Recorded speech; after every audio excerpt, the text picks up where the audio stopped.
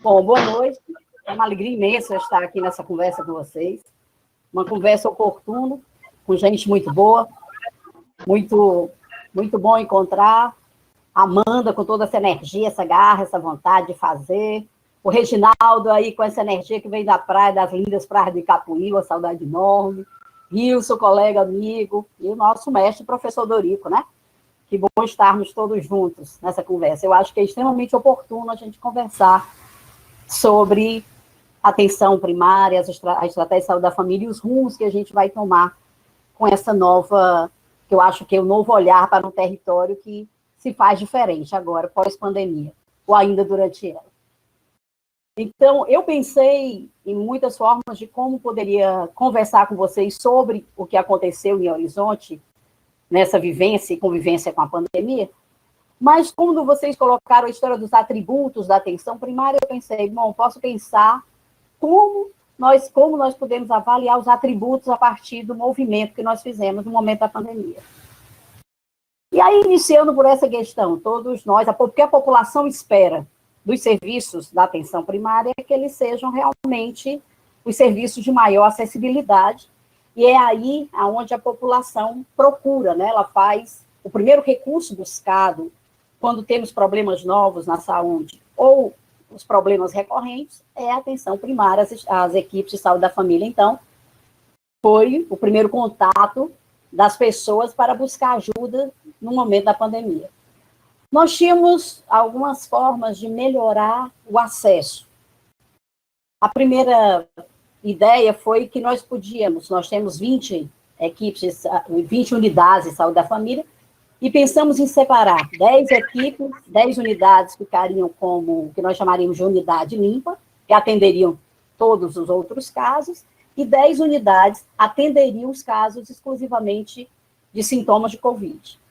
Mas não foi isso que fizemos. Esse foi o primeiro pensamento, mas acabamos por deixar todas as unidades atendendo, tanto os sintomas, pessoas que vinham com sintomas de Covid, assim como alguns outros casos que também podíamos atender, porque não era possível deixar de atender quadros agudos, ainda que não fossem por sintomas de Covid, e alguns acompanhamentos que são extremamente imprescindíveis, que é o caso, por exemplo, das gestantes. A vacinação precisava acontecer. Então, todas as unidades separou um espaço para poder fazer o atendimento ao Covid. E 2 das nossas unidades, nós estendemos o período de atendimento para 12 horas, uma delas já tinha, ficamos com 3 unidades em atendimento de 12 horas ininterruptas, para que a população tivesse mais acesso. A segunda coisa que nos preocupou muito foi, avaliando aqui também, por uma questão do atributo, é a questão da longitudinalidade, quer dizer, num momento como esse, sempre foi muito importante que o saúde da família ele fortalecesse os vínculos, os laços de confiança com a população. Mas nunca isso foi tão fortemente sentido como agora, na pandemia. Porque as equipes que já tinham esses laços mais fortes, foi mais possível para elas ajudarem, apoiarem melhor a população. E isso foi uma lição que é muito importante a gente continuar fortalecendo esse vínculo. Porque, com relação a ter toda a nossa população cadastrada, nós podemos identificar onde estavam os idosos que moravam sozinhos, as pessoas que tinham comorbidades e estavam naquele momento descompensados, as pessoas que tinham transtorno mental, enfim, tudo isso era fácil de identificar onde estavam, mas as dificuldades de comunicação que se faziam, porque, veja, quando a gente tentou ver a integralidade da ação, quando a gente buscou aliás, desculpa só um instante, para esse primeiro contato, então, para essa coisa de como a gente iria enfrentar, como a gente iria chegar mais próximo da população, nós fizemos 2 momentos, quem nos ajudou de uma forma muito importante foi as equipes NASP e os residentes, que assumiram o teleatendimento e assumiram o monitoramento diário das pessoas com sintomas de Covid. E fizeram isso de uma forma muito, muito concreta. Buscaram isso, criaram instrumentos, e foi realmente uma experiência muito importante, tanto para a população que recebeu esse apoio tão necessário, como para as pessoas que tiveram a oportunidade de estar ligando para várias pessoas e estar conseguindo compreender o sentimento, a dor, enfim, tudo que estava se passando naquele momento. Eu acho que foi muito importante para os profissionais isso. Quando a gente pensou na questão da educação e saúde, de como a gente iria abordar a população, eu senti, né, vivendo um pouco essa questão da integralidade, né, prestando, enfim, tentando buscar todas as necessidades que vinham, eu senti as equipes de saúde da família, incluindo os agentes de saúde aí, um tanto quanto paralisados ao início da pandemia, no primeiro momento. É como se eles não soubessem muito bem o que fazer. É claro que todos nós entramos num processo de medo imenso, tanto de se contaminar, como contaminar familiares, enfim. Não está legal? O som? Eu tive a impressão que você tinha dito que não estava legal. Então, esse processo todo, do que gerou todo esse medo da população, dos profissionais, dificultou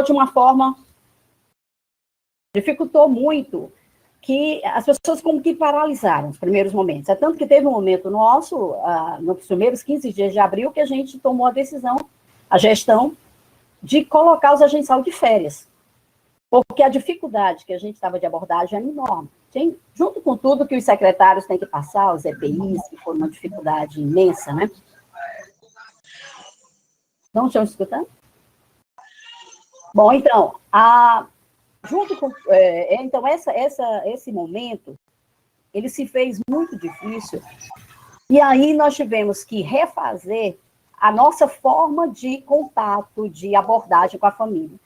E nesse momento, quando os agentes voltaram, que aí já tiveram mais oportunidade de pensar melhor, de ler um pouco mais, de se capacitar um pouco mais, nós usamos muito uma ferramenta que os agentes de saúde tiveram oportunidade de fazer, porque há quase 2 anos nós usamos o tablet para registro de atividades dos agentes, e eles usavam bem o WhatsApp.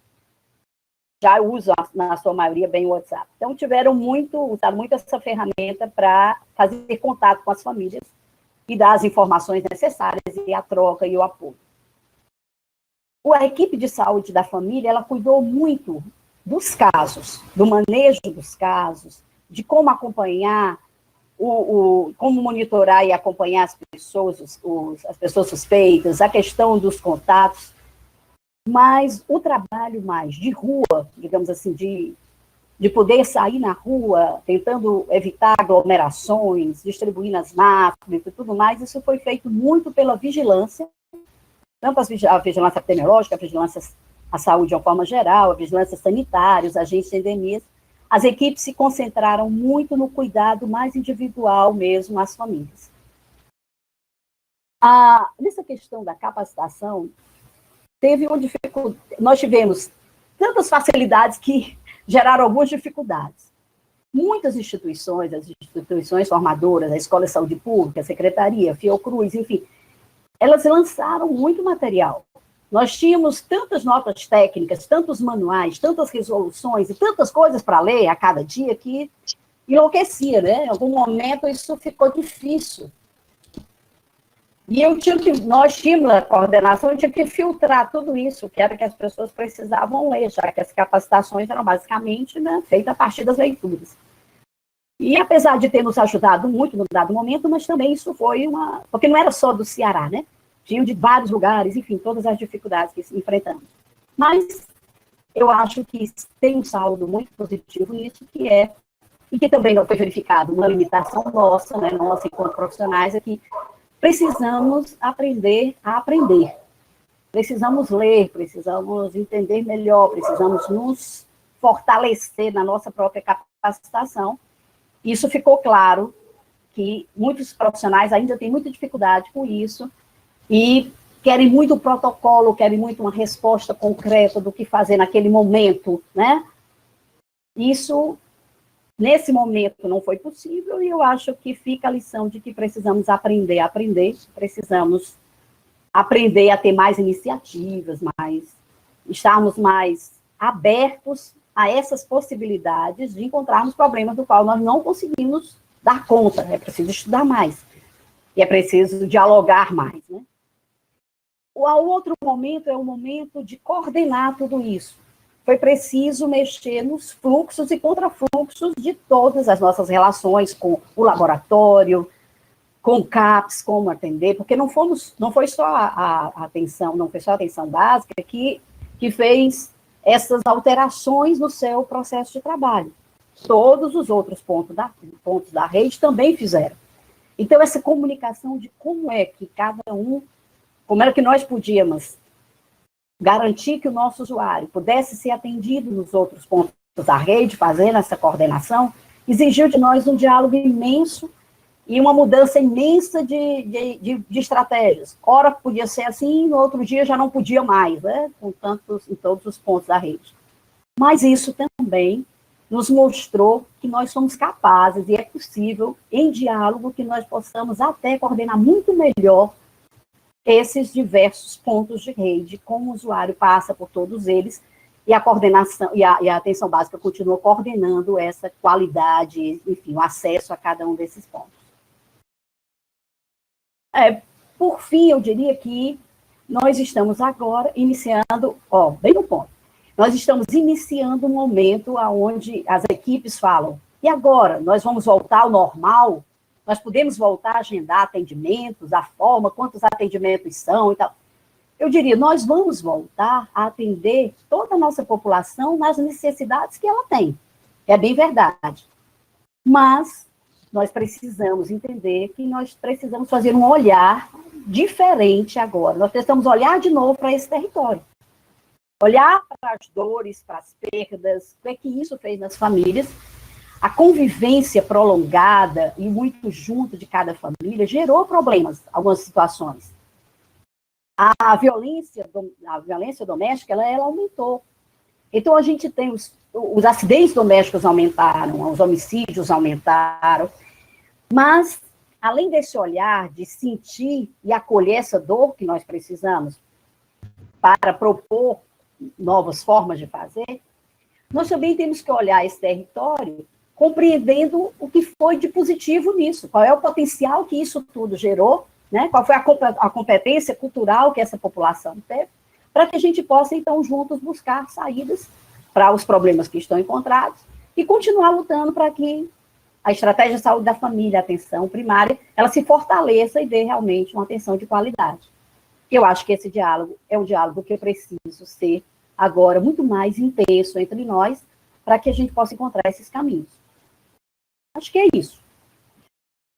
10 minutos? Olha aí. Consegui. 10 minutos. Obrigada, Inês.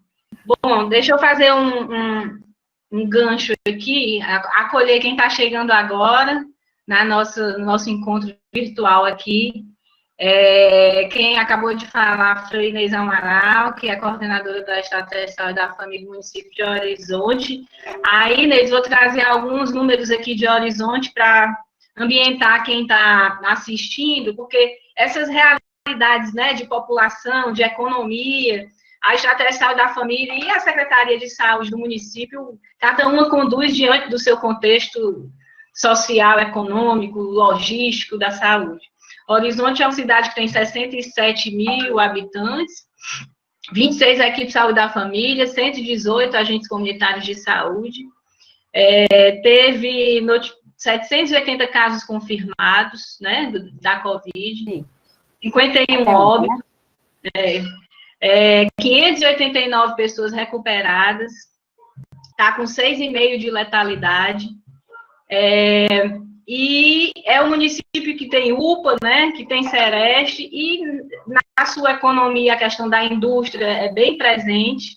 Isso também, como medida que a gente, não farmacológica, como distanciamento social, acredito que essa coisa de ser uma cidade industrial, isso também mexe na transmissão, porque o que é essencial? A indústria habital, e aí esse trânsito na cidade também acaba por contribuir com a transmissão. Então, queria puxar agora o gancho do Reginaldo, que é o secretário municipal de saúde de Capuí. Reginaldo, a Basco e a APS em Revista têm publicado várias experiências de municípios, de capitais do Brasil, sobre como tem conduzido a atenção primária nesses capítulos da Covid aqui no Brasil. E Belo Horizonte divulgou agora uma experiência, e no documento deles, eles disseram que houve um aumento de 20% dos óbitos domiciliares de pessoas que foram testadas para a Covid e que foram negativos.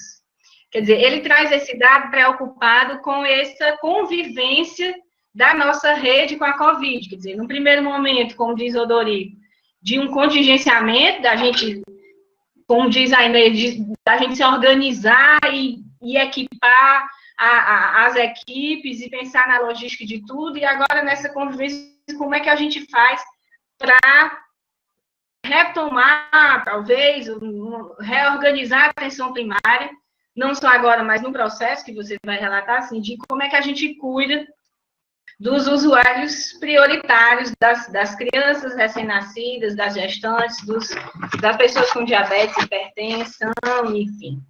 E aí você, como secretário, te pedi para tu fazer um relato dessa condução, como a Inês fez, da atenção primária, pautada nos atributos, nas diretrizes da saúde da família, e como é que você vem articulando essa rede. Você que é um secretário itinerante, que eu lhe vejo no restaurante, na bodega, na barraca de praia, na blitz sanitária, um município que tem uma relação com o turismo enorme, que quer dizer, além de você ter cuidado da cidade, das pessoas que estão ali, mas também de quem quer ir ver o mar e vivenciar essa energia de Capuí. Te passo a palavra agora, 10 minutos. Fala, meu Deus, cadê o Reginaldo? O Capuí é muito ruim, né? Ele, inclusive... Gente, vamos ver aqui se ele volta, porque ele tinha ido, inclusive, para a casa da Mazé, para poder o sinal ficar melhor. Ele, diferente de nós, está na beira da praia.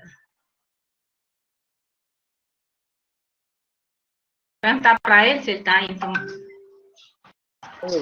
Cadê? Quando cai aqui a conexão. Tudo bem, pois junte. Bem, posso falar? Começar? Arrocha. Tá massa. Agradecer primeiro aí o convite, né? O prazer de reencontrar o professor Dorico, né? Inês, o companheiro Gilson aí, companheiro de batalha.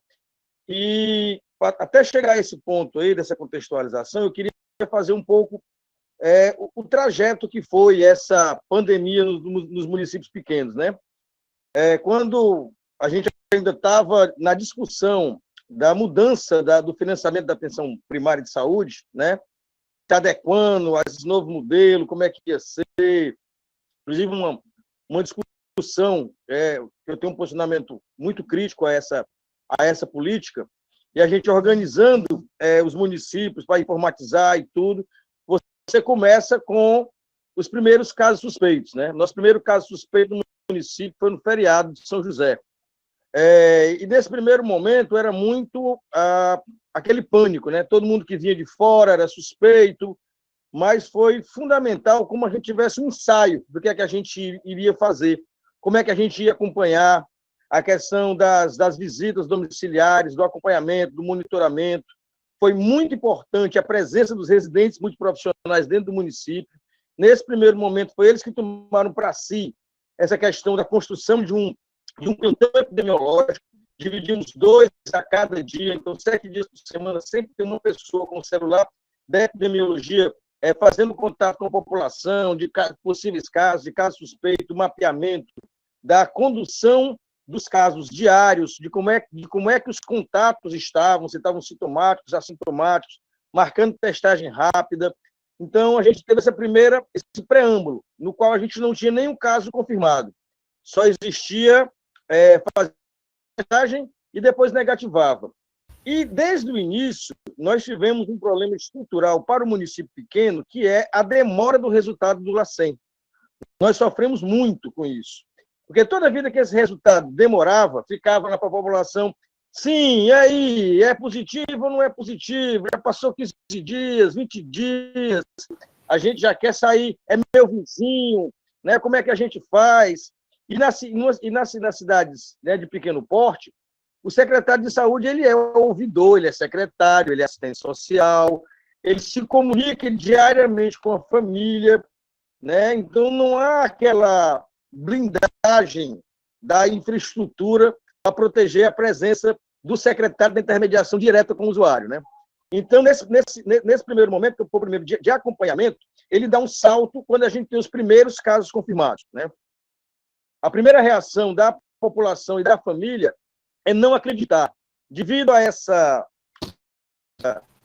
distorção que existiu entre o posicionamento do governo federal, na pessoa do presidente, e o posicionamento dos governadores e dos prefeitos, parecia que a gente estava inventando o caso para receber dinheiro. E esse mito foi propagado no imaginário da população. Então, sempre que a gente estava fazendo um acompanhamento, a notícia de um caso positivo, vinham essas notícias contraditórias, né? Que isso não é verdade, que isso não é verdade. Até o ponto que a gente coloca que é o estabelecimento realmente da epidemia. E aí a gente já tinha algumas estratégias, a rádio educativa do município, as pessoas se afastaram, a Secretaria de Saúde assumiu um programa pela manhã, que era Bom Dia Saúde, que falava só sobre Covid, quais eram as informações, que eram os postos de saúde. Tivemos a luta dos EPIs no primeiro momento, né? EPI ficou uma raridade, ninguém tinha onde comprar. Máscara que a gente comprava R$ 9,00, estava comprando a R$ 31,00. Fizemos uma articulação, o Sindicato dos Trabalhadores de Capuí doou máscaras N95 à população. As correrias da dispensa de licitação para adquirir esse material e o pânico inicial por conta dos trabalhadores, né? A gente não estava preparado. A sobrecarga de informação de Covid nos grandes meios de comunicação colocou os trabalhadores de saúde numa situação que ninguém queria se expor, né? A máscara que a gente dava não servia, a malha que se colocava era uma gramatura que não servia, a odontologia foi a primeira a suspender completamente os atendimentos por conta da questão dos aerosóis. As fisioterapias também deixaram de atender somente casos de urgência e emergência. Houve toda uma ressignificação da atenção em saúde frente à questão da pandemia e a organização do serviço no município pequeno. Até que a gente foi agora, né, essa situação recente, a gente está aprendendo a conviver com a questão da contaminação. Tanto os gestores já arrumaram seus contratos, o mercado já se adequou de certa forma, o Estado fazer o reconhecimento foi fundamental no abastecimento dos municípios em relação a aporte de EPI. O COSEMS também foi fundamental, fez uma compra inicial e fez um rateio entre os municípios, a negociação direta com o Ministério, para que os EPIs viessem para o Ministério, garantiu uma certa tranquilidade para a gente apagar esse primeiro incêndio. E aí vem a última parte, que é onde a gente não tem mais como controlar isso na Secretaria de Saúde, e a gente descentraliza o acompanhamento dos casos para cada PSF, para cada área de PSF. Né? No início, a população tem uma vontade de saber qual é a comunidade, qual a comunidade que deu positivo, para me proteger e tal. E a gente sabe que a divulgação da comunidade ela traz uma falsa impressão de proteção, até porque o perfil de contaminação, principalmente de Capuí, são pessoas que se contaminam fora do município e depois retornam e contaminam o seu núcleo familiar. Então, você não tem uma grande área de Capuí que esteja super contaminada. É completamente espaçado em todo o território. E Capuí é uma cidade atípica, porque ela não tem um grande aglomerado urbano. Ela é toda povoada em sua extensão. Então, você vai de Redonda até a praia de Manimbu, você não vê grandes espaços vazios. Ela é completamente ocupada, mas, ao mesmo tempo, não tem uma grande aglomeração urbana, a não ser a sede do município e a Redonda. Então, quando nós descentralizamos essa assistência diária, cotidiana, porque a gente já conseguiu comprar os termômetros, a gente já conseguiu colocar os oxímetros nas unidades, a gente já tem uma quantidade de teste rápido suficiente para fazer a testagem dos contatos, a gente consegue com que a atenção primária em saúde assuma essa questão do monitoramento, inclusive com a participação dos agentes comunitários de saúde. A professora Inês sabe, é doutora nisso, mas o nosso agente comunitário de saúde ele deu uma mudança no seu perfil, na sua atuação, na sua forma de organização, principalmente através da articulação de suas associações, né? Mas nós conseguimos superar esse fato, tínhamos EPIs, entregamos EPIs à rede comunitária de saúde, eles distribuíram máscaras à população, instalamos barreiras sanitárias, carros de som, e, por fim, desculpe que eu estou na praia, não é o Covid, não. E, por fim, nós conseguimos fazer com que o acompanhamento desses casos hoje fosse pelo agente comunitário de saúde e com articulação com o Programa Saúde da Família. Mas foi um aprendizado imenso, né? Se distribuiu uma nova forma de fazer os velórios. Hoje a gente tem que comprar um saco diferenciado para os corpos, a gente tem que comprar um saco diferenciado para o lixo hospitalar do Covid. Então, foi um novo aprendizado de velocidade, e isso, inclusive, conseguiu unir a prefeitura, né? O Covid não é um problema só da Secretaria de Saúde, é um problema da administração como um todo. E eu acho que isso foi muito saudável e de valorização e de integração da saúde dentro do sistema e um fortalecimento do Sistema Único de Saúde. Não vou me alongar muito, não, que eu acho que já deu meus 10 minutos. Obrigada, Reginaldo.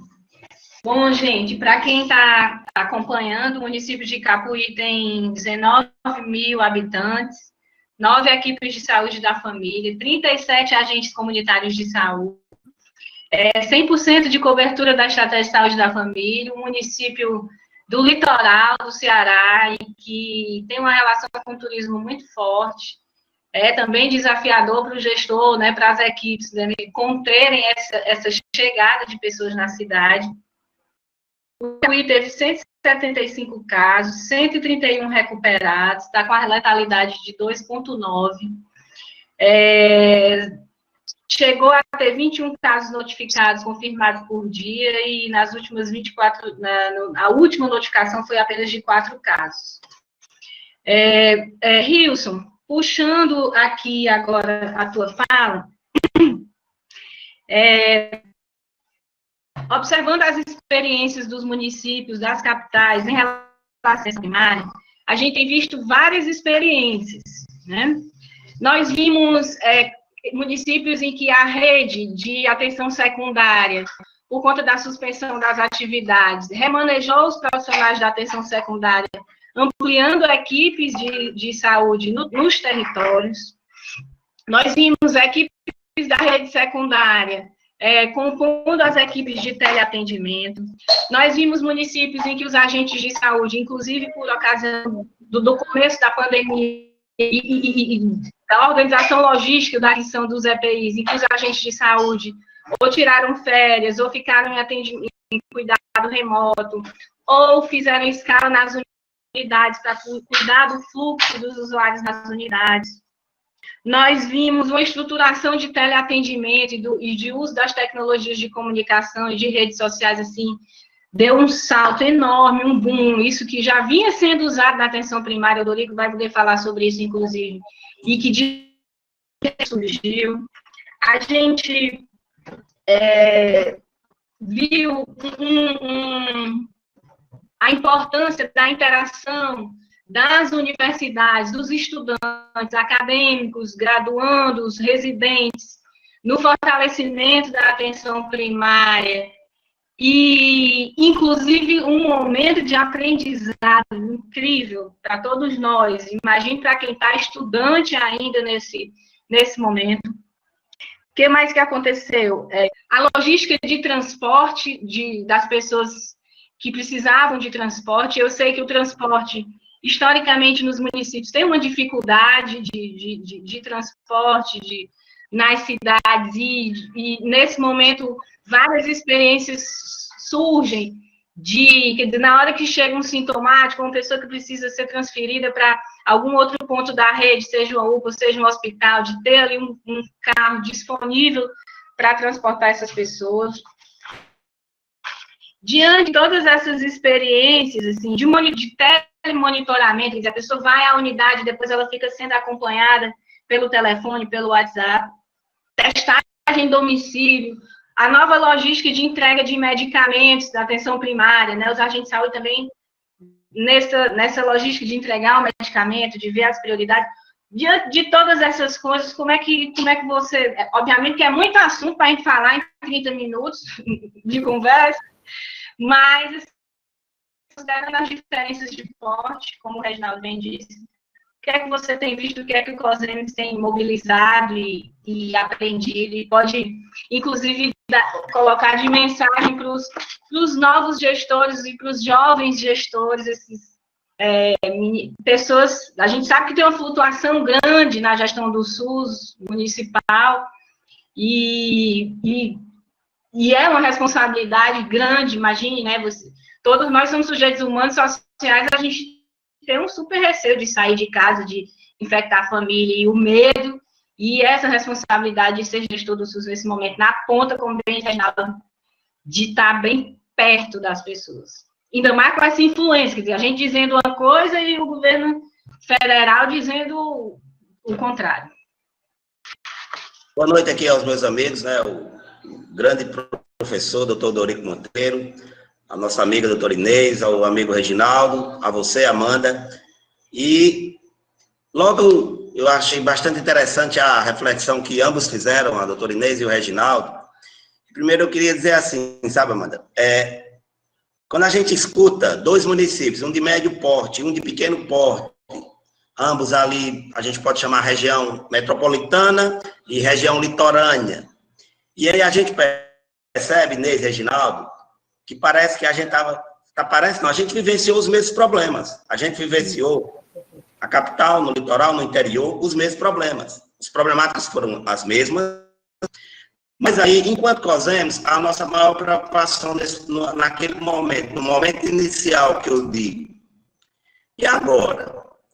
A gente tem gestores com experiência, como a de Reginaldo, né? Uma experiência que até a gente... Outro dia a gente, o ano passado, né, o Reginaldo falava do aprendizado dele enquanto conviveu com o doutor Dorico, com grandes nomes da saúde pública. Então, a gente tem gestores do nível do Reginaldo, nível, obviamente, de experiência, que eu quero dizer, e a gente tinha gestores que foram trocados antes da pandemia, uma semana antes da pandemia. Estavam ainda chegando e ainda estavam se ambientando com o trabalho, com as situações, e, de repente, iam passar por uma dificuldade dessa. E o COSEMES, no meio, né, o COSEMES, assim, para orientar essas pessoas, e lembrando que, enquanto diretoria, nós também estávamos vivendo um novo momento nos nossos municípios, precisávamos nos dedicar o máximo aos nossos municípios, mas não poderíamos também deixar esses municípios desamparados.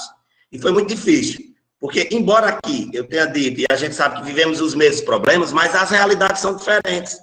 Então, às vezes, você vive um problema no município onde tem um poder aquisitivo melhor do que outro e que consegue solucionar mais rápido, por exemplo, os problemas das EPIs, que todos tivemos, né? Todos tivemos problemas de EPIs. E, de repente, tinha municípios que não tinha mesmo em caixa recurso suficiente para que começasse a adquirir os EPIs. E aí foi a luta do CONASEMES, a gente precisa destacar que a Secretaria de Saúde do Estado também foi muito parceira. E no começo a gente teve uma dificuldade, obviamente, já no início, e até uma dificuldade que a Secretaria de Saúde do Estado encontrou enquanto logística mesmo também, mas depois a gente começou a receber uma parcela considerável de alguns EPIs, principalmente os mais importantes, como a máscara cirúrgica.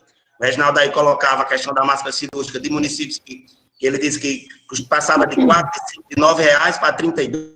Mas, Reginaldo, eu recebi telefonema de secretários que disseram que compraram uma caixa de máscara a R$ 150. R$ 150. E eu me preocupei muito quando ele me disse isso. Digo, rapaz, R$ 150, mas ou ele comprava, ou à noite o hospital fechava. À noite ele não tinha máscara para o hospital. E é uma preocupação que a gente ainda vai ter no futuro, a gente sabe disso. Eu recebi uma das vezes que eu entrei em contato com o fornecedor, Reginaldo, eles me ofereciam máscara a R$ 312, uma caixa de máscara. Mas, graças a Deus, a gente, na mesma semana, tinha recebido uma quantidade de máscaras do Estado, que a gente conseguiu driblar essa situação. Então, mediante essas dificuldades, o COSEMES, a gente começou se reunir primeiro a diretoria, em reuniões virtuais, sempre à noite, sempre depois que a gente chegava cansado, mas a gente sentava para bolar as estratégias, como a gente ia auxiliar esses municípios. E aí a gente começou a utilizar muito a questão dos apoiadores, eles foram muito importantes, cada um na sua região. A gente também começou a utilizar, e as reuniões passaram a ser virtuais. A gente tem feito a cada quarta-feira reuniões ampliadas para que a gente possa orientar, e também o contato telefônico, né? O nosso assessor, o Ângelo, a Cacau, a Virgínia, têm sido constantes parceiros que têm orientado bastante por telefone, também nós da diretoria, né? Há dias que a Sayonara praticamente não trabalha atendendo telefonemas, eu também, muitas vezes paro na secretaria para atender telefonemas, para orientar esses gestores que a gente colocou aqui, que precisavam de orientação.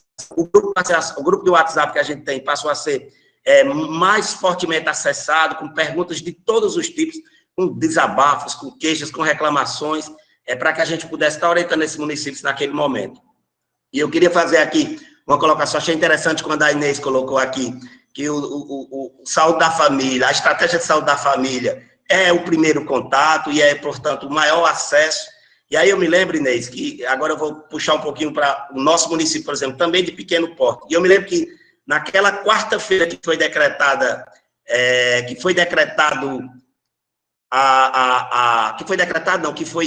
que começou praticamente o enfrentamento no nosso país, naquela quarta-feira, quinta e sexta, feriados, e aí quando foi na segunda-feira, quem de nós gestores não chegou sem saber o que ia fazer? Naquela segunda-feira eu lembro das equipes todas angustiadas, os enfermeiros, os médicos, e aí o que é que eu vou fazer? E a gente pensava, vamos reunir todo mundo para que a gente bole uma estratégia. Mas não pode mais reunir todo mundo, não pode mais ter aglomeração. Vamos dividir por equipes, vamos dividir por categorias. E foi um momento que a gente, no nosso município, a gente reuniu por categorias, grupos de 8, grupos de 7, numa sala ampla, com todos os cuidados que a gente teve. E a gente disse, pessoal, eu lembro que bem fortemente naquele primeiro momento eu disse, gente, ninguém aqui sabe nada do que vai acontecer. Então a gente precisa ter um norte. E o nosso norte vai ser o Ministério da Saúde, as notas técnicas, as orientações que o Ministério vai passar, e obviamente também a Secretaria de Saúde do Estado, e a gente vai se basear, e a gente vai por isso. E vai se reunir pelo menos a cada 15, 20 dias, para que a gente vá mudando as estratégias. Aquilo que vocês colocaram, teve municípios que deram férias a agente de saúde. No meu município, por exemplo, eu deixei eles uma semana praticamente parados, até a gente saber como a gente ia lidar com aquela nova realidade. Ia entrar nas casas? Não ia. Ia deixar de fazer visita?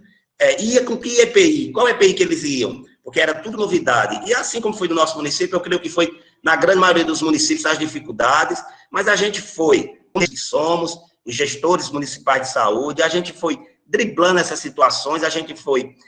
na verdade, Reginaldo, eu estava vendo você dizer que no seu município você teve o primeiro caso confirmado dia 19 de março, se não me engano, você falou, foi isso, né? Isso. Dia 19 de março, o seu primeiro caso confirmado. Para você ter uma ideia, muitos dos nossos municípios aqui na região do Cariri, principalmente no interior, eles vieram ter o primeiro caso confirmado um mês depois. Então, eu posso dizer que a gente passou um mês assim, de um certo conforto, porque aí a gente estava aprendendo com vocês, vendo as experiências de vocês, para que quando os casos começassem a chegar nos nossos municípios, a gente pudesse já ter algum norte, alguma referência, e assim foi mais fácil para a gente aqui no interior. E, em compensação, quando você disse do discreto da população, que naquele momento tudo era novo e eles não acreditavam, aí, no nosso caso aqui no interior, aqui, principalmente no Cariri, Reginaldo, o discreto da população passou a ser diferente, porque no primeiro momento eles se isolaram, e os casos não vieram. E os suspeitos eram poucos, e os confirmados, como eu disse, demoravam 20, 30 dias para aparecer, e eles começaram a desacreditar.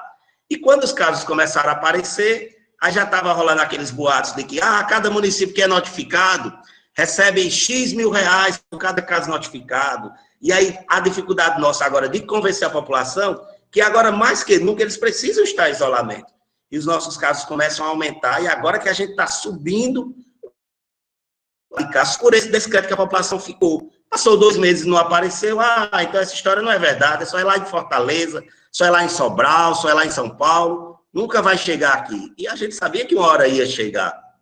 E essa hoje é a nossa dificuldade. Então, como eu disse aqui, somos, apesar de realidades diferentes, nós estamos enfrentando nesses dias, Amanda, os mesmos problemas, né? As mesmas dificuldades, com a diferença, como eu coloquei, que quem teve casos confirmados posteriormente teve uma facilidade maior, digamos assim, de agir nesse momento que agora a gente começa a enfrentar de maior dificuldade aqui no interior.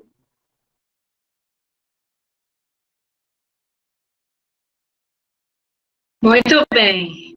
Vamos lá, são 7h20, nosso limite é das 8. Obrigada, Rilson. Queria passar a palavra agora para o Dorico. Dorico, a gente tem 27 anos, acho, se não me engano, de saúde da família aqui no Ceará, né? Você foi um dos criadores dessa estratégia no Ceará, no país, um grande entusiasta disso, incentivador da gente. O Ceará hoje tem 2.619 equipes de saúde da família, 15.180 agentes de saúde, 1.990 unidades básicas. A gente chegou a ter dias de notificar 146 óbitos, né? Nas últimas 24 horas foram só 9 óbitos. E vendo essa cidade da Inês, tá desligado o teu áudio. Acabei de ver o IntegraSUS 12, viu? Então pronto. O negócio é 12. Pena que foi 12, que a gente tivesse 9.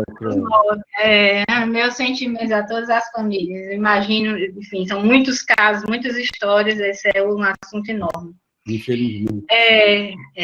Ave Maria. Chega a desconcentrar, assim, de tantos casos.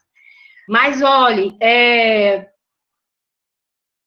ouvindo o relato da Inês, com 67 mil habitantes, do Reginaldo, 19 mil habitantes, uma cidade industrial, outra turística, esse contexto geral que o Rilson traz, dessa agonia dos gestores, dessa responsabilidade, e de viver essas ondas, né? Quer dizer, enquanto você consegue melhorar numa região, a outra já está pipocando de novo, e esse estado de tensão, e ao mesmo tempo essa criação que a gente, enquanto rede, o Ceará, a gente se conhece, nós sabemos quem somos nós, eu acho que o Ceará tem uma relação política e afetiva muito forte, nós sabemos quem são as pessoas, a gente consegue se comunicar com as pessoas, né? Um aprendendo com o outro, eu vejo isso muito, uma rede muito forte. E nessa criação, nessa interação dessas pessoas, a gente vendo essas tecnologias todas aí, isso que tem estudado e construído muitas coisas. Me diga aí, essa mistura de coisas, o que é que você acha? Como você bem diz, faz Dodorica, a gente passou em algum momento de regiões, de situação de contingenciamento, agora a gente tem que passar por uma relação de convivência, palavras suas. O que é que você me fala aí da saúde da família? Eu agradeço a participação. Amanda, eu que agradeço o convite, quero parabenizar aí a iniciativa desse webinário, né, da maior importância, saudar você, saudar a Inês Amaral, uma pessoa que trabalhamos juntos, né? Inês estava lá em Quixadá, na construção das primeiras equipes de saúde da família, e foi uma grande colaboradora, me apoiou muito em Sobral, ou seja, e a Inês é a protagonista. Ela, o Carlile e a Miriam, felizmente nos deixou recentemente, a Miriam foi uma grande... A saúde pública do Ceará perdeu muito com a da Miriam, e a Inês hoje tem uma contribuição significativa aqui para toda essa reflexão. Saudar o Reginaldo. Viu, Reginaldo? Aqui, quem está na minha frente aqui, ó. Isso aqui você tem que ter a responsabilidade da gente publicar. Sistemas Locais de Saúde do Município de Pequeno Porte. É a resposta de Capuí, viu? Isso aqui é de 1992, tá? Além disso, tem que publicar a dissertação também, né, Reginaldo? Tive o privilégio de ser orientador do Reginaldo do mestrado. Fez uma belíssima... Estou divulgando a sua dissertação para cima e para baixo, viu?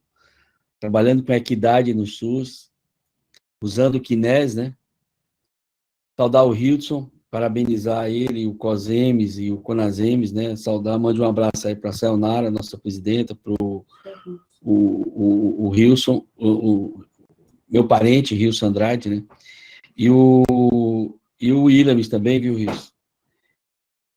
Em seu nome, quero saudar todos os secretários municipais do Brasil que estão aí segurando o tranco e, sem dúvida nenhuma, essa crise só não é maior nesse país, com essa maluquice desse presidente da República, irresponsável, um homicida, em função dos governadores e dos prefeitos.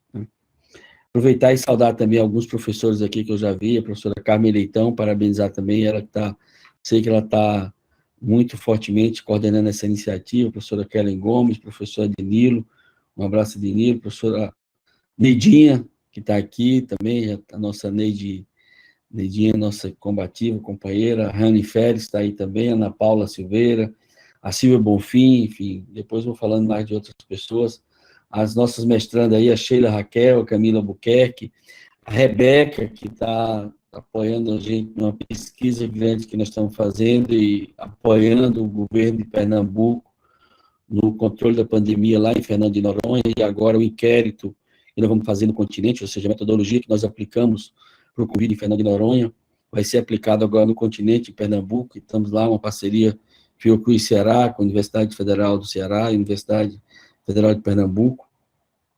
Queria dizer, Amanda, que eu vou falar um pouco aqui, porque eu achei muito interessante, anotei bastante aqui as falas de cada um, eu vou tentar dialogar com as falas e, em cima das falas, fazer uma discussão sobre essa questão do desafio que é a questão dessa pandemia frente à atenção primária e frente à questão do que representa hoje o desafio para os secretários municipais de saúde desse país. Na realidade, nós somos o único país do mundo, é importante, eu sempre falo isso, estou agora discutindo com a Google, com a Apple, porque nós estamos discutindo a possibilidade de ter uma tecnologia de rastreamento de pessoas infectadas a partir da autodeclaração, para que você possa fazer o rastreamento do contato, e está sendo a coisa mais difícil para essas grandes empresas que estão discutindo alguma coisa na área de saúde digital, é entender o funcionamento do sistema de saúde brasileiro. Nós somos o único país do mundo que tem a saúde municipalizada. Às vezes a gente acha que é normal que nos outros países tenha a saúde municipalizada. Eu demorei um pouco a entender isso. Em 95, nós realizamos em Fortaleza o primeiro Secretário Municipal de Saúde das Américas. Chegamos a fazer o segundo em Cuba, em 97, fizemos o terceiro no Quebec, fizemos o quarto em Rosário, na Argentina. Mas era sempre um diálogo muito difícil, porque em outros países, o secretário municipal de saúde não tem o mesmo peso que tem no Brasil. Nós somos o único país do mundo que fez a descentralização administrativa, política e financeira para os municípios. A descentralização na Europa é uma descentralização administrativa e financeira, não tem descentralização política. E a maior parte dos sistemas europeus, eles são sistemas unitários, né? E isso foi muito evidente agora, por quê? Porque em cima da crise sanitária, em cima da crise social, nós temos também uma crise institucional. E isso foi no extremo, porque quando o presidente da República, que negou a doença, essa negação do presidente da República da doença, a vocação negacionista dele em todas as etapas desses últimos 3 meses, em nenhum momento ele se reportou à sociedade brasileira admitindo a doença. E quando o presidente nega a doença, a população entra numa confusão muito grande para saber se realmente o que o secretário municipal de saúde está falando é verdade ou não, o que o prefeito está falando ou não. Por que isso é importante? Porque nós fomos ao extremo que o Supremo Tribunal Federal teve que dizer que não era o presidente da República que ia dizer o que cada município ia fazer, não era o presidente da República que ia dizer o que cada governador ia fazer. Porque por ele nega a pandemia, ele nega a existência do vírus, né? Eu acho até que ele só acredita em bactéria e vírus, se for de lagartixa para cima, que ele possa matar um revólver, porque alguma coisa que ele não vê, ele não consegue ver, porque ele nega, inclusive, que a Lua é redonda, ou seja, esse terraplanismo, né, que tomou conta, terraplanismo, né, que tomou conta do país. Isso reflete profundamente, né, nessas ações todas que foram faladas por vocês. Então, Eu quero aqui, para dizer isso, eu quero parabenizar todos os secretários municipais de saúde desse Brasil, que tiveram uma postura diferente do presidente da República, tiveram uma postura diferente dos ministros da saúde, porque nós temos uma série histórica de um ministro por ano, uma pandemia nós estamos com um ministro por mês, e assumiram e fizeram o dever de casa. Essa nossa mortalidade só não é maior porque um conjunto de medidas não farmacológicas, isso é importante, porque o que mais salvou vida nessa pandemia são medidas não farmacológicas, como o distanciamento social, o uso do álcool gel, o uso do sabão, o uso da máscara, tá certo? E essas medidas não farmacológicas, elas tiveram que ser enfrentadas no dia a dia do Programa Saúde da Família. Então, e aqui eu quero já dialogar um pouco com a Inês, ou seja, e um pouco que é presente na fala da Inês, é presente na fala do Reginaldo, é presente na fala do Hilson, que é aquele choque, né? Que foi aquilo que deixou todo mundo chocado na primeira semana. E aí, o que fazer? E aí, o que fazer se o que nós sabemos é acolher as pessoas? Se o que nós sabemos é acolher, ouvir, escutar, orientar, e agora nós não podemos ouvir, podemos escutar, não podemos acolher, e vamos ter que salvar as pessoas sem elas estarem conosco. Então, esse, sem dúvida nenhuma, foi um grande desafio, né? Então, esse olhar. E aí, como é que o território do Saúde da Família, né? Como é que aquelas coisas que a gente usa no dia a dia, que é o WhatsApp, que são os grupos de fofoca, os grupos de família, os grupos de trabalho, mas esses grupos, eles servem para que a gente possa trabalhar agora, né? E aí a gente tem isso, está muito forte na fala da Inês. Como é que a gente mantém os atributos do Programa Saúde da Família, mantendo o distanciamento social, fecha as unidades, muda o papel das unidades? Então, isso foi muito forte. A Inês chegaram a pensar em ter 10 de gerais, 10 de Covid, depois deixaram tudo gerais, organizaram. Eu acho que esses protocolos, eu acompanhei alguns municípios, né, em Horizonte, Sobral também, ou seja, aqueles protocolos, né, foram muito importantes, de você ter o todo na frente da unidade, de você definir o papel dos agentes de saúde, de você ter uma sala para você ter paciente sintomático respiratório, foi muito importante, de você não abrir mão, né, de ressignificar o papel da atenção primária. Eu fiz, inclusive, uma videoconferência logo no começo, uma live, porque a questão do saúde da família na Europa foi um desastre. Parte do problema italiano e parte do problema inglês foi a contaminação alta dos profissionais de saúde e a contaminação alta dos profissionais na população. Inclusive, na atenção primária na Itália foi um desastre, inclusive nas casas de idosos, que é um grande problema que eles têm lá.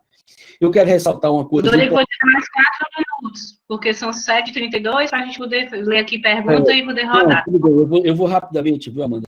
Me dê mais uns 7 minutos que eu vou concluir. Eu acho que uma coisa importante foi o papel dos NAS, eu acho que tanto está presente na fala da Inês. Outra importante foi o papel dos residentes, se mostra mais ainda, que eu fico pensando aqui, se tivesse uma coisa que eu tivesse talvez que escolher como investir no Ceará, eu diria mais uma vez, residência muito profissional. Ela ressignifica o processo de trabalho, ela capacita as várias categorias, né? E ela mexe com conceitos importantes, e a aderência, né, a massa crítica especializada do residente dentro de uma Secretaria Municipal de Saúde faz uma diferença brutal. Como faz diferença no residente e numa enfermaria de clínica médica, como faz diferença um residente na enfermaria de cirurgia, como faz diferença um residente numa emergência, ou seja, o residente, ele é algo extremamente importante, né? E quando a gente criou a residência muito profissional no Ceará, porque a gente rompeu com o conceito de que residência era uma coisa para médico. Residência é treinamento em serviço sob supervisão. E aqui eu quero ressaltar isso, que tanto é importante na fala da Inês, como na fala do Reginaldo. A outra questão discutida no futuro, muito próximo disso, que é a questão da saúde digital, né? Nós temos que entender que a saúde digital agora é uma realidade. Quando a gente está falando de digital, nós não estamos falando de uma coisa distante da gente, nós não estamos falando de computador, nós estamos falando de micreiro. Saúde digital é saúde, é computação aplicada à saúde, né? Então, o WhatsApp é saúde digital. Usa as ferramentas para você trabalhar, fazer teleconsulta, para você fazer... E isso foi uma coisa muito importante, principalmente, e aí eu digo isso porque eu falo muito para os meus alunos lá na Faculdade de Medicina, em Sobral, porque o grande problema é que os nossos alunos hoje são milênio, a maior parte dos nossos alunos nasceram na virada do século, em 1999 e 2000, e a faculdade é totalmente analógica. Os professores são totalmente analógicos. E aquela coisa que os professores, como eu, foram formados no século XX, no final do século XX, ali, né, segunda metade do século XX, a grande maioria tem uma dificuldade enorme de aderir a essas ferramentas de saúde digital, e a pandemia colocou isso como uma alternativa fundamental para todo mundo. Então, eu vi vários depoimentos de pediatra conservador, eu não consigo ver menino se não for pegando, não sei o quê. Ele teve que aderir à teleconsulta. Então, isso eu quero dizer, porque é uma coisa que foi muito forte na fala da Inês, e que eu considero uma coisa importante, né? A questão da integração com as turmas de vigilância, né? Eu acho que a outra coisa muito importante, e aí eu já vou trabalhar um pouco, que é uma coisa que a Inês fala, quer dizer, a questão do olhar no território sobre as famílias, né? Isso é uma coisa que você não vai mais olhar o território só com a família que tem uma dimensão patológica, mas você vai pensar, inclusive, na questão do sofrimento, né? Aí eu acho, inclusive, uma coisa importante, a terapia comunitária, o Adalberto Barreto, tendo 3 sessões de terapia comunitária por dia. É impressionante. Aliás, ele está fazendo uma em espanhol, uma em português, uma em inglês, outra em francês. E você entra na sala lotada. Ele está fazendo terapia comunitária com 100 pessoas. Tudo por videoconferência, por teleconferência. Ou seja, eu só estou dizendo isso para dizer o seguinte, essa ferramenta de trabalho agora, inclusive para que a gente possa acolher as famílias. Então, o Zoom é uma sala que você pode fazer 100 pessoas, você pode falar agora de discussão de promoção da saúde com 100 pessoas em videoconferência. Então, isso é uma coisa importante, né? Eu queria falar um pouco, aí eu quero falar tanto na fala do Reginaldo, como na fala do Hilson. É uma vergonha um país como o nosso, gente. Nós somos a 8ª economia do mundo, nós fabricamos aviões, nós fabricamos todas as marcas de veículos nesse país, nós tiramos petróleo do fundo do mar e não produzimos EPI, não produzimos respiradores. É um absurdo. A gente tem que entender que o complexo nacional, soberania nacional, nós não podemos ficar... É um absurdo. Eu estou preocupado, eu estou olhando a curva da Índia subindo o tempo todo, né? Tem 2 países hoje que estão na mira que subir. Nós, a Rússia, o Brasil é o epicentro da pandemia. Hoje estamos em primeiro em caso, o segundo em caso, só Arábia Saudita, mas a China está fazendo isso aqui também. A Índia. 93% dos medicamentos produzidos no Brasil são sais envelopados da Índia. Nós trazemos o sais da Índia, colocamos maisena, colocamos xarope e gororoba, mas a essência do medicamento vem da Índia. Nós podemos ter nessa pandemia um apagão terapêutico se a gente parar de mandar sais para cá. Eu acho que as empresas já estão armazenando, isso é um problema sério. Mas é um absurdo, né? E aí, parte desses problemas de perseguição, a chantagem que os secretários municipais de saúde tiveram que enfrentar, de vendedores de EPI, de vendedores de respiradores, né? E aí eu quero realmente ressaltar a importância do papel do COSEMES nessa articulação, e eu acho aí também quero ressaltar a importância do governador Camilo Santana, não só dando resposta aqui no Ceará, mas também liderando o movimento dos governadores, né, para dar resposta à pandemia, o secretário Cabé, toda a equipe da Secretaria de Saúde que fizeram a sua parte. E aí, algo muito forte, eu acho que é uma coisa muito interessante para concluir aqui, e está muito forte na fala do Hilson, o novo anormal. Eu acho que foi essa discussão que foi, você ter o feriado na quinta-feira, quarta-feira, e segunda-feira você chega aí, o que fazer? Aí é o novo normal, ou seja, que tudo que você estava fazendo, você tem que desaprender, fazer novamente, ou seja, numa situação anormal, e agora estamos construindo essa famosa frase aí, que é um jargão hoje, chamado novo normal, né? Ou seja, como é que nós vamos conviver, que é uma nova realidade, né, para todo mundo, uma nova realidade dura, e aí, só para concluir mesmo agora, é algo que está também na fala do Reginaldo, que é a questão dos testes. É uma vergonha, além de não produzir EPI, além de não produzir respiradores, a crise maior agora no interior, com a interiorização da pandemia no semiárido-nordestino e no país, que também não tem profissionais. Hoje eu conversei com o pessoal de Crateús, hoje eu conversei com o pessoal de algumas cidades do interior. Você tem até estruturando leitos com respiradores, mas só que nós estamos falando de paciente crítico, muito crítico, certo? Em Iguatu mesmo, nós tivemos, não estou aqui, mas os 2 primeiros óbitos que nós tivemos foram 2 médicos, né, com situação crítica, né, ou seja, nós estamos falando de paciente muito crítico. Mas é uma vergonha não ter teste, porque qual é o grande problema entre o Brasil e os outros países? Nessa etapa que nós vamos entrar agora, por isso que eu estou muito preocupado, e pode ser que daqui a 15 dias, 20 dias, a gente tenha uma nova situação grave de novos casos. Né? E vamos ficar nesse efeito sanfona entrando e saindo, porque não tem teste. Qual a importância do teste? É que quando alguém entrou em contato com alguém contaminado, ou alguém sintomático, imediatamente você tem que fazer o teste para saber se você tem, para entrar em quarentena e evitar estar contaminando outras pessoas. 35% das pessoas têm essa doença de forma assintomática. 35%. E 40% elas têm, contaminam, espalham a doença antes de ter qualquer sintoma. O teste é fundamental. A Nova Zelândia, que já conseguiu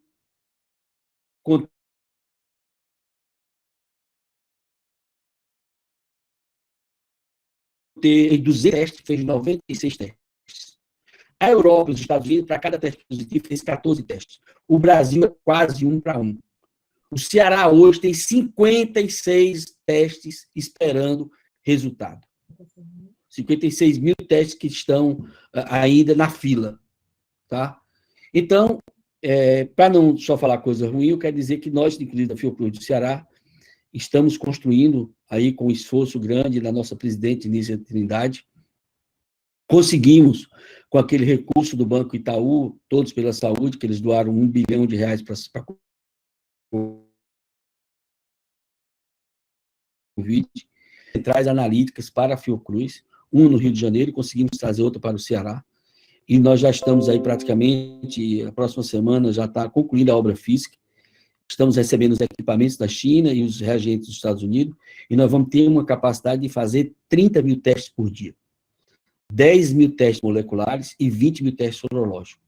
Então, essa capacidade que nós vamos passar a ter no Ceará, de testagem, vai ser fundamental para essa nova etapa da convivência com a doença, porque é fundamental que você dê oportunidade à pessoa que teve contato com outro, que possa fazer o teste e ter o resultado, para que ele possa entrar em quarentena, deixar de contaminar. Mas hoje, você só tem o teste para a pessoa que chega já praticamente sem respirar na unidade de saúde. Essa é a realidade. E para os secretários municipais enfrentar essa pandemia sem teste, é quase você estar no escuro. Assim. Quando a gente estava com Mandetta, fazendo aquelas conferências 5 horas da tarde, que a gente ia assistir, dizer, estamos começando a encontrar uma lanterna aqui para guiar. Depois o Mandetta caiu, a gente passou a ter uma velinha. E hoje nós estamos literalmente sem vela, sem luz, no escuro, totalmente guiando. E dessa forma a gente não enfrenta esse vírus, que é mais competente do que essa burrice que nós estamos enfrentando hoje nesse país, negando essa pandemia. Gente, desculpa, falei mais do que o na cobra, né, Amanda? Mas é um tema muito instigante, eu acho fundamental compartilhar essas reflexões com vocês e estou à disposição para que a gente possa continuar debatendo esse assunto. Se eu for dizer o tanto de assunto que tinha para conversar, meu filho, aqui, ó, o tanto. Certo. Não tem tempo que chegue. Te agradeço demais, Dorico. Gente, eu queria agora, olha, nosso tempo é curto, E aí tem aqui algumas perguntas. Eu vou fazer as perguntas das pessoas. E aí, assim, também pedir para cada um falar e fazer uma fala final para a gente conseguir cumprir com o prazo no TEDx, tá bom? Vou fazer uma fala final, uma síntese de práticas na atenção primária que eu vi aí de Sobral, de Florianópolis, de Belo Horizonte, de Canaã dos Carajás, no Pará, sim, várias experiências que elas se aproximam, se repetem, que eu acho que é importante para quem está ouvindo e quem tem município que o vírus ainda está chegando e que eu acho que isso pode contribuir, tá bom? A Silvinha Bonfim, a gente tem aqui Ana Paula Silveira, Silvia Bonfim, Flávia Ramalho, a Carmen, a grande organizadora disso, Neidinha. Aí eu vou trazer aqui duas perguntas. A Silvinha pergunta para o Reginaldo: como foi a atuação nos territórios de monitoramento diário, que não se deu só com o social, mas com o acompanhamento territorial? Ela está perguntando da vigilância, quer dizer, quando acontece uma situação de um sintomático respiratório, alguém com suspeita, como é esse fluxo? Como é que isso aconteceu aí na tua cidade? E a outra pergunta, por conta do nosso tempo, é de Neidinha para Odorico, perguntando o seguinte: aí, Odorico, como é, chega. E aí, como na saúde digital trocar o pneu com o carro andando? Aí, Silvinha traz os parabéns à Fiocruz pela iniciativa. O Elmo, boa noite, Elmo, dando os parabéns para todo mundo, sendo solidário. E aí, enfim, vou passar para o Reginaldo. Bem, no início aqui, a gente tinha uma equipe centralizada do plantão epidemiológico que se revezava fazendo isso, né? Fazendo controle quando eram poucos casos. Quando os casos aumentaram de verdade, essa necessidade de descentralização do PSF, ela fez com que o PSF também acompanhava. Mas como o plantão epidemiológico foi criado, já tinha essa segurança, hoje a gente recebe uma denúncia desde grupo do WhatsApp, de Facebook, de pessoa que vai na secretaria, da Unidade Básica de Saúde, e no final do dia, a equipe de plantão epidemiológico bate as informações que ela tem com as informações de cada PSF, para que pelo menos no dia seguinte, o PSF saiba dos seus contatos e das visitas que tem que fazer. E aí é importante, Odorico, dialogando com essa questão dessa nova lógica digital, eu concordo com você que a gente vai ter que avançar, mas ela há um limite. Uma das primeiras coisas que a gente teve dificuldade no acompanhamento é que, com medo da contaminação inicial, as equipes só acompanhavam as pessoas por WhatsApp, né? E não dá para você ver sinais vitais, temperatura. Algumas pessoas são extremamente desinformadas do seu alto processo de saúde e doença, e a gente teve como é que a gente podia lidar com isso, né? Entendemos que nós aprendemos que saúde é presencial, né? Ver o paciente, olhar o paciente, ver a sua cara, como é que ela está, se ela está com semblante bom ou não, e essa questão da contaminação. Então, nós demoramos um pouco, quebramos um pouco a cabeça até entender que, num dado momento, a visita tinha que ser presencial, dos sinais e sintomas, com a garantia dos EPIs. E depois, na evolução dos casos, é que a gente determinava se a rotina seria acompanhamento remoto por WhatsApp, ou quando é que a equipe estaria voltando lá, ou com o técnico, ou com o agente comunitário de saúde, ou com a CS. Mas, respondendo a pergunta, hoje ela chega por várias formas, Amanda.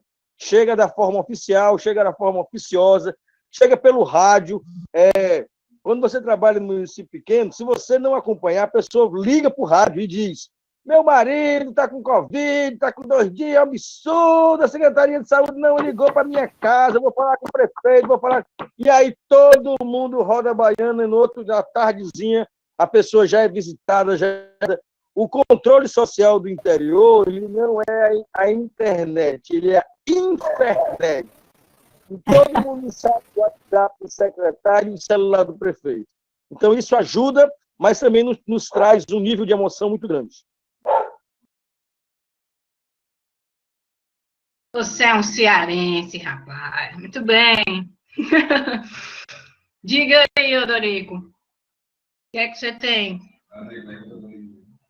Pergunta da Neidinha. E Certo. aí, com essa ativação aí do Reginaldo, né? Porque essa coisa do WhatsApp, a gente vai, às vezes, diz coisa do curso e entenda, o que a gente tem que entender, Neidinha, na realidade, hoje, é muito importante que a gente entenda que o modelo que nós estamos vivendo no século XXI é o modelo da era da comunicação. Isso é uma categoria até marxista, né? Ou seja, é uma mudança de modo de produção do modelo da era industrial, que foi o modelo do século XX, que ele gerou um sistema de saúde hierarquizado, onde a questão do biopoder, a questão do modelo médico-cêntrico, o modelo hospitalocêntrico, esses jargões todo que a gente falou a vida toda, é do modo de produção da era industrial, ele produziu isso.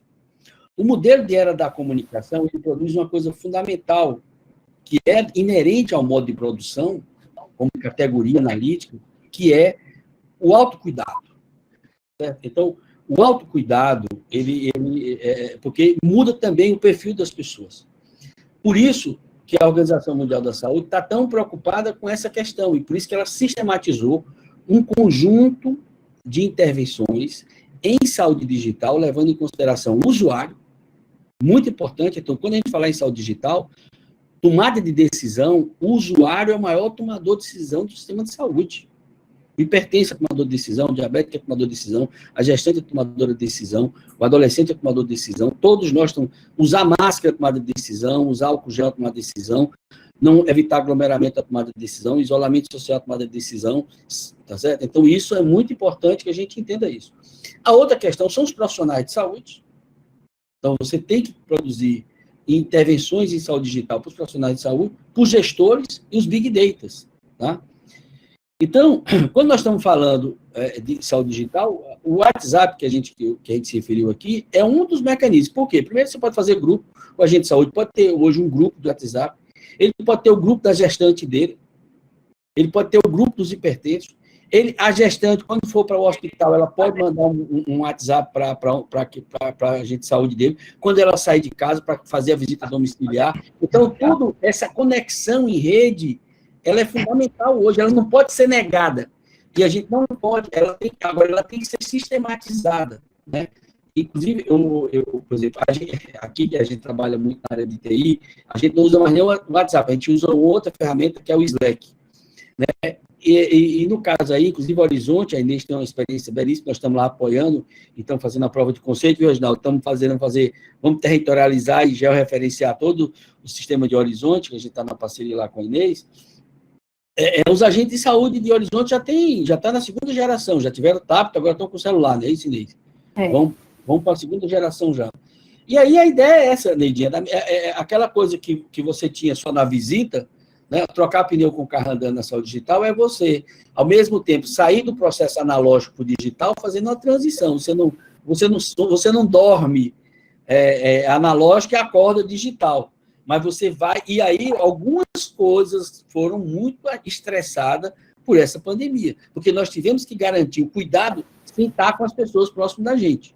Então, isso foi muita criatividade, e cada Secretaria Municipal de Saúde usou de muita criatividade para fazer isso, como a gente viu aqui no painel riquíssimo, a experiência da Inês, a experiência do Reginaldo, a do Wilson, totalmente diferente, mas muito importante. Então, eu diria que o mais importante é não negar a importância disso, incorporar isso não como uma coisa do outro mundo, e dizer que isso é uma coisa de tecnologia aplicada, né? E que isso nós sabemos fazer muito bem. Aliás, é bom que, viu, Reginaldo, esse livro aqui coloca o primeiro plano municipal de saúde em 90, aliás, em 89, quando nós fizemos o primeiro plano municipal de saúde de Capuí, a gente cadastrou as famílias no envelope amarelo, ainda tem lá, Reginaldo, aquele envelope amarelo, e a gente colocava as fichas dentro do... E a gente cadastrou todo mundo e trazia para ser digitalizado aqui, em Fortaleza. O primeiro computador que entrou em Capuí foi pela Secretaria de Saúde, um prêmio que nós ganhamos, lá o prêmio Alberto Seib de vacinação, e a gente teve que doar o computador para a prefeitura, porque a contabilidade não tinha computador. E como a saúde não tinha demanda, a gente doou o computador para a contabilidade. A gente trabalhava à noite, viu, Reginaldo, lá na Secretaria de Administração, para poder fazer as tabelas de monitoramento de mortalidade infantil. Isso em 90, viu? É muita história, hein? Vamos lá, muita história aqui, o povo perguntando. Vamos lá. Vou fazer igual Roda Viva. Nós temos alguns minutos no TED, a mais aí, 2, 3 minutos para fechar. Perguntando aqui a minha professora, coordenadora do doutorado em saúde pública, Carmen, cadê você? Chegou a Raíla Franklin, ela disse assim, muito boa discussão. Gostaria de acrescentar a reflexão que essa pandemia trouxe para os profissionais de saúde que não estão diretamente na assistência em saúde, como assistente social, nutricionista, psicólogo, palavras NASF, o desafio de pensar sobre o NASF, o desafio de pensar o seu lugar de ação nessa pandemia, né? Como os residentes em formação para a NASF estão construindo esse lugar. Ela está se apresentando aqui como residente em formação para a NASF. A Neidinha dizendo, esse livro eu tinha quando fui trabalhar num posto de Belém, era o livro de mesa dela, ela falando. Honey Baby, cuidado ampliado em tempos de pandemia, está aqui exclamando várias coisas. Em Capuí tivemos essa experiência de construir esse caminho, queria ouvir deles e tal.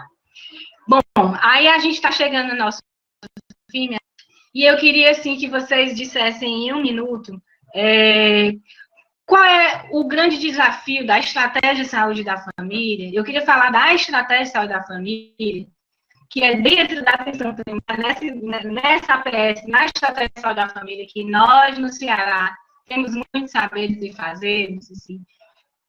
Qual é o nosso desafio e qual é o legado? O que fica e o que mesmo que a gente aprendeu até agora? Obviamente que isso não acabou, isso continua. Né? Qual é o desafio, qual é o legado? Inês, queria começar por você, mulher. Okay. E aí vocês vão dando os tchau. Já vou me despedindo, né? Só lembrando aqui, quando o Wilson diz, nós temos verdadeiramente, apesar das cidades serem diferentes, nós temos muito mais semelhanças do que diferenças, essa que é a verdade. Por isso passamos quase todos pelos mesmos problemas, e é importante dizer que apesar de todos os problemas, mas é importante parabenizar todos os profissionais de saúde da família, o grupo do NASF, os agentes de saúde, que tiveram uma contribuição fundamental, que souberam se reinventar, que apesar do medo e do sofrimento, mas enfim, as pessoas partiram para a luta e deram uma contribuição importante e vão continuar dando. Eu diria que o desafio grande é que nós precisamos continuar aprofundando a compreensão da complexidade da demanda nesse nível de atenção. É muito, muito complexo a demanda da atenção básica. E nós precisamos aprofundar, dialogar mais, para que cada vez a gente tenha mais essa compreensão, para que a gente possa realmente encontrar caminhos cada vez melhores. Esse é um papel que eu acho que as instituições formadoras precisam puxar e a gente do serviço precisa estar atento. A demanda é complexa e nós precisamos aprofundar essa compreensão dela. Ok, adorei participar, ver vocês. Estou me despedindo, mas o médico está aqui me cutucando, eu tô... Foi maravilhoso, adorei. Obrigada, minha querida, gratidão. Vamos lá, quem agora? Diga, Wilson. Aproveitando também para agradecer, na verdade eu fui convidado para uma live, mas eu já imaginava, mas eu acabei participando, foi de uma aula, né? Uma aula com esses grandes mestres, especialmente o doutor Dorico, né? Que a gente sempre aprende quando está ouvindo, e os nossos 2 colegas aí, o Reginaldo e a Inês, e as suas brilhantes colocações, Amanda. E aí, quando você nos pergunta qual é o desafio da estratégia de atenção, da estratégia da família, eu fico pensando assim, hoje, a grande pergunta que os profissionais fazem hoje é como será daqui para frente. A gente sabe que não seremos mais os mesmos. O paciente não é mais o mesmo, não vai ser mais o mesmo. Os profissionais, hoje, eu percebo neles uma nítida mudança nesse processo de 90 dias. A gente tinha profissionais que faziam sempre o mesmo do mesmo, e hoje eu vejo que eles estão fazendo muito mais do que isso. Hoje eles estão nas equipes se preocupando. Eu tinha especificamente, por exemplo, uma equipe que estava lá todos os meses, cumprindo as suas metas, cumprindo toda aquela tabelinha que a gente acompanha mensalmente em relação ao antigo PEMAC, e eu vejo que hoje, não, a preocupação deles não é mais essa, é dar uma assistência mais presente, embora não seja presente às famílias que ele acompanha por telefone ou por contato do próprio agente comunitário de saúde. E eu acho que a gente vai viver momentos diferentes da estratégia de atenção primária. Na estratégia de saúde da família, eu acho que a gente vai viver novos momentos, e eu acho que esse é o grande desafio que nós temos daqui para frente. Nos adequar à nova realidade que nós vamos viver no momento pós-pandemia. Ok, muito obrigada, querido. Saúde para vocês, seus amores. Diga lá, Reginaldo Chagas. Bem rapidamente, agradecer aí o convite, mas eu acho que o que fica é a necessidade do fortalecimento no Sistema Único de Saúde Público, Universal, com controle social. Eu acho que, passado o SUS inicial, o SUS, em todas as suas dimensões, deu a sua resposta.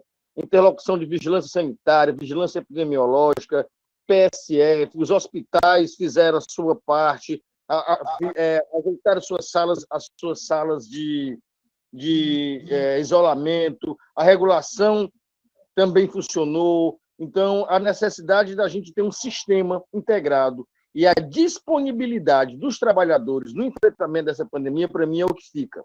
Eu acho que eu saio com a equipe central muito mais fortalecida, com uma vigilância epidemiológica muito mais ciente da sua importância republicana, né, para a construção de uma sociedade, para a mudança de um paradigma e para a visão de saúde ampla que a gente acredita. Se existe alguma lição desse vírus, é que é importante investir no Sistema Único de Saúde, nos seus trabalhadores, na sua gestão e no financiamento justo e adequado. Muito bem. Isso é Reginaldo Chagas, dentista, sanitarista, nascedor e vivente lá do Antônio Bezerra e agora na beira do Mar de Capuí. Muito bem. Diga lá, Odorico.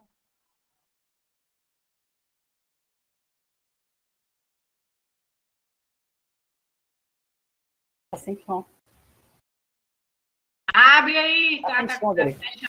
Tá certo. Bom, acho que a primeira coisa, Amanda, que a gente tem que tirar dessa pandemia é que é uma lição da Terra. Não estou aqui querendo dizer que, na realidade, a Terra é muito agredida, a natureza é muito agredida, e essa coisa é impressionante. Quer dizer, as pandemias, né? A grande pandemia que nós tivemos aí há 1000 anos atrás foi em 1347 a 1350, que foi a peste negra, dizimou 1/3 da humanidade. Naquela época, as Américas, né, não tinham ainda sido colonizadas pelos europeus, não chegou aqui, mas a China, a Ásia, o Oriente Médio e a Europa, 1/3 da humanidade existente naquela época foi dizimado pela peste negra. Teve uma consequência de imediato, que foi o Renascimento. O Renascimento é fruto, né? Fruto, em parte, de pessoas que resistiram à peste negra, que se rebelaram contra a postura, né, medieval do comportamento religioso e o iluminismo, né? O grande problema dessa pandemia é que nós estamos enfrentando uma pandemia ainda com pessoas que estão no poder com teses pré-iluministas, né? A outra grande pandemia do século XX foi a gripe espanhola. No Brasil, inclusive, nós tivemos como uma das consequências a Semana de Arte Moderna. E essa pandemia, ela está colocando, né? Ela já está colocando alguns ensinamentos, né? Primeiro, que a gente tem que entender que o meio ambiente tem que ser respeitado, né? Essa nossa relação com os animais, a nossa relação com a natureza, né? Esse vírus está mostrando isso, entre outras coisas. Então, é possível que a gente tire lições dessa pandemia, uma delas é a questão do meio ambiente. Né? E a outra coisa que está vindo no bojo é a questão do racismo, por incrível que pareça. Essa incomodação toda, né? E eu acho que essa resposta contra o racismo é uma coisa muito importante, né? A questão do autoritarismo, né? Está tudo junto, né? Porque todos aqueles que negam a pandemia e que querem construir linhas de fuga, eles estão, né, se deparando, né, e construindo, inclusive, que é isso que nós estamos enfrentando no Brasil. Né? É o ministro da Educação, né, que acaba de cair, esse presidente que está aí, com certeza, já tem 70% da população que entende que ele está errado, né, na condução do país. Né? Então, e a outra coisa que eu concordo com o Reginaldo, que vai sair fortalecido, né, eu espero que saia fortalecido, inclusive que a gente acumule força na sociedade para lutar, para revogar contra a emenda constitucional 95, que está preconizando a colocar 20 anos de congelamento de recursos do SUS, e essa pandemia mostrou que a primeira coisa que teve que ser revogada na prática foi essa medida provisória, criar um orçamento de guerra e mostrar que nós temos que... Né, eu acho que uma coisa importante que a gente espera que aconteça nessa questão da pandemia em relação ao SUS é valor. Ou seja, que as pessoas entendam que o SUS é um valor. Saúde de todos, saúde como direito de todos e um dever do Estado é um valor. Né? É um sentimento, nós precisamos que aumente na sociedade esse sentimento de pertencimento do SUS como um valor da sociedade brasileira. Né? Então, eu acho que fica aí esse desafio, que a gente possa agregar isso na luta do enfrentamento da doença, de um lado, enfrentando a doença com medidas não farmacológicas, de um outro lado, construindo medidas farmacológicas, mas do outro lado, a gente tem que entender que parte dessa luta está no campo político. Política por uma sociedade mais justa, mais fraterna, mais solidária, mais tolerante, a tolerância como um valor importante, né? A diversidade como um valor importante, né? E entendendo que a possibilidade de estar, digamos, e essa coesão que está acontecendo nas equipes dos sistemas municipais de saúde, essa unidade que está acontecendo dos secretários municipais, dos secretários estaduais, dos governadores, é algo que eu acho que vai ser um legado importante dessa pandemia. Né? Infelizmente, aí eu quero aqui me solidarizar com todas as famílias que estão perdendo entes queridos, praticamente está muito próximo de nós, onde não tem mais uma família que não tenha alguém, amigo, conhecido, que perdeu alguém por Covid, isso é uma coisa concreta. Né? Infelizmente, muitos ainda vão padecer por inconsequência da forma como esse responsável, que está na presidência da República, está conduzindo isso.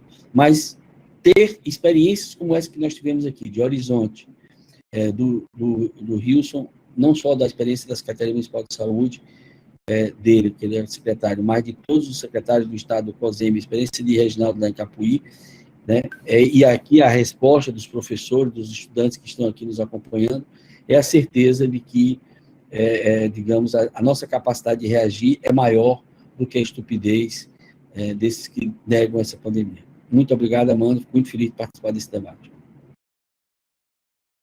Muito bem, é isso mesmo. Bom, a gente já são 8h07, eu queria encerrar aqui com 3 minutos. Alô, no TEDx, Carmen, agradecer todas as pessoas, muita gente dizendo aqui muitas coisas, Carmen, Diana, Raquel, Raíla, enfim, é muita coisa. Professora Ivana, muita gratidão. Eu não sei, eu não consigo ouvir as pessoas e fazer essa interação aqui das perguntas ainda. Eu confesso que eu tenho refletido muito, inclusive, sobre esses métodos, essa lei de comunicação, mas está conseguindo com o tempo que as pessoas estão colocando.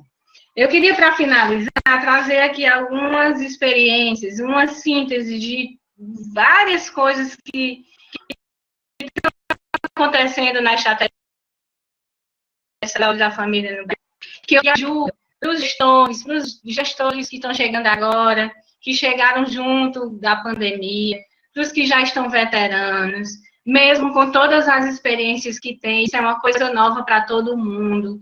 Nós não deixamos de ser pessoas, família, pai, mãe, filho, irmão, tio. Quando a gente é gestor, a gente vive essa pura dimensão das coisas junto. E que talvez trazer assim, uma cinzinha do que está acontecendo pode contribuir. A gente viu comissões locais se formando, comitês de enfrentamento intersetoriais, as áreas técnicas das secretarias municipais de saúde fazendo planos para cada uma das suas áreas técnicas, que a gente sabe que tem essas caixinhas, né? A saúde da criança, a saúde da mulher, a imunização, as doenças crônicas. Então, cada uma pensando nisso e compondo planos municipais e planos para a estratégia de saúde da família. É muito forte a interação, mais forte agora, da atenção, do cuidado com a vigilância epidemiológica. E também existem experiências de equipes de saúde da família que estão conseguindo dialogar direto com o hospital. Isso, obviamente, a depender do porte da cidade, dessa coisa da ambulância, do transporte, do usuário. As alterações de horário da rede de APS, a expansão, como a Inês falou, dos horários de atendimento, de forma que a cidade olhe para ela e veja até que horas funciona tal dispositivo e o outro dispositivo. A priorização de grupos de risco, com estratificação de pacientes usuários em situações crônicas previamente conhecidas, e priorizando o acompanhamento dessas pessoas por consultas de teleatendimentos, por consultas presenciais ou por consultas no peridomicílio.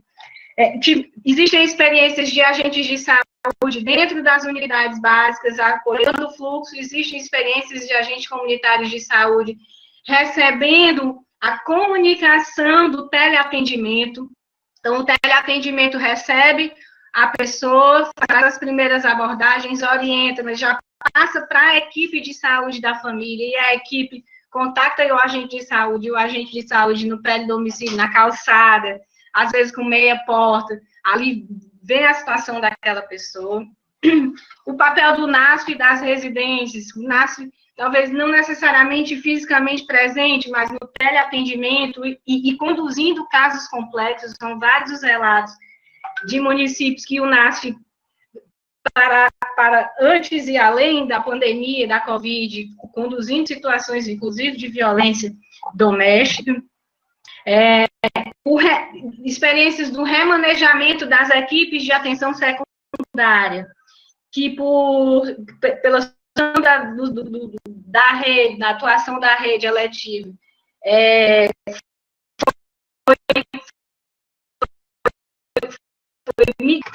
ou as equipes de teleatendimento, de transporte que precisaram ser mexidas, inclusive a comunicação direta das unidades básicas com o SAMU, para que, numa necessidade de síndrome respiratória aguda, de uma intervenção, de um procedimento mais denso, que o SAMU pudesse chegar com maior brevidade. Uma aproximação da atenção primária de outras redes, obviamente, a depender do porte municipal. A questão da logística de entrega de medicamentos, ora pelo aumento da prescrição, ora pela entrega da medicação nos domicílios das pessoas e o papel dos agentes de saúde em relação a isso. A questão da saúde, essa coisa intersetorial de cidadãos indígenas fazendo a comunicação da prevenção à Covid, e aí ligando isso com a promoção da saúde, a participação populares, as pessoas que precisam de renda, inclusive, para se manter nesse processo. E a parceria drive-thru de testagem, parceria disso, né, da pesquisa, da gestão da atenção, ensino em serviço comunitário. para fechar, minha gente, finalmente, eu penso o seguinte, a urgência da vida está na APS, a urgência da vida está na atenção primária. A gente sabe também, né? A gente sabe que a emergência, as emergências hospitalares recebem a iminência ali do cuidado potente, mas a atenção primária, ela está imersa no contexto da vida das pessoas, a gente ouve muitas histórias, a gente vivencia com as pessoas essas histórias, e eu penso que esse é o momento da gente fortalecer politicamente a estratégia, sobretudo porque esses últimos 3, 4 anos foi muita coisa não favorável à forma como a gente pensa. A educação permanente para gestores e para os profissionais de saúde é uma coisa que, minha gente, existem, todas as pessoas procuram formar, todos os profissionais procuram curso, tudo, mas isso não pode ficar numa busca pessoal apenas, enquanto governo, a gente tem que trabalhar muito forte isso. Nos últimos anos, isso tem sido, últimos não, sei lá, muito ano, 2015 para cá, a gente tem muita dificuldade com a educação permanente, uma peleja muito grande, as escolas de saúde pública uma peleja de conduzir isso. Se a gente não cuidar de ficar todo o tempo conversando sobre os novos métodos, as novas formas, sobre cuidar junto das pessoas, a gente vai ter esse atraso. Reforçar que, assim como o papel dos gestores que ficam nessa exposição, na linha de frente, na exposição que eu digo política, da tomada de decisão, os muito difíceis de precarização, de baixos salários, veja, de não isonomia salarial, situação profissional, ainda pelejando por um piso, por um... Isso precisa ser cuidado, e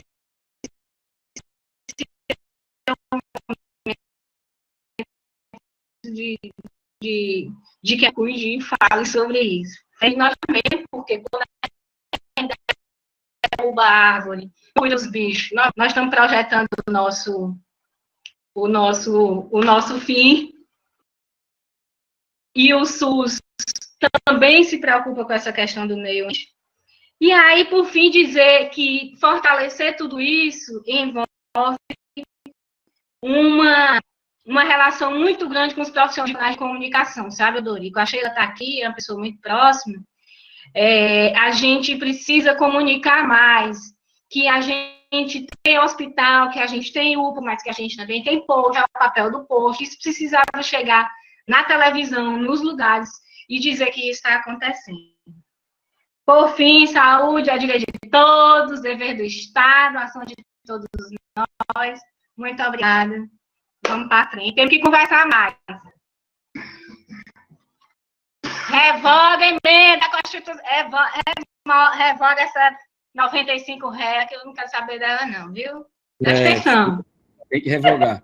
Deixa eu falar. Eu coloquei aqui um link de uma sala que a gente vai abrir. A gente tem uma reunião do grupo do Centro Acadêmico de Medicina, da UFC, e hoje nós vamos fazer um debate sobre o Grupo Rebento, que é um grupo de médicos que está aí protestando aí contra essas práticas autoritárias aí, e essa a coisa absurda do presidente da República mandar o povo invadir o hospital, que coisa mais absurda, né?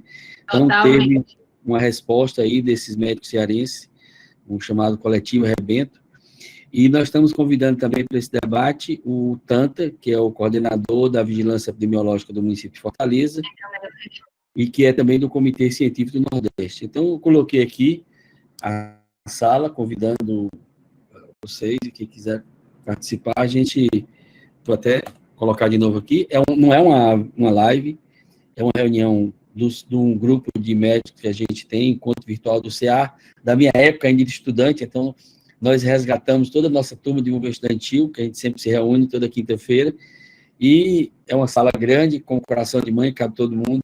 Quem quiser entrar, está aqui o link, e sintam-se convidados e à vontade para esse debate que a gente vai fazer com esse grupo de médicos. E nós temos que unir todas as categorias contra o autoritarismo, contra o fascismo, contra o racismo, e a favor de uma sociedade mais justa, mais fraterna, mais tolerante, né, com mais diversidade. Um abraço, gente. Muito obrigado. Obrigado a todos e a todas. O amor de todo mundo para mudar o mundo, o amor de todo mundo!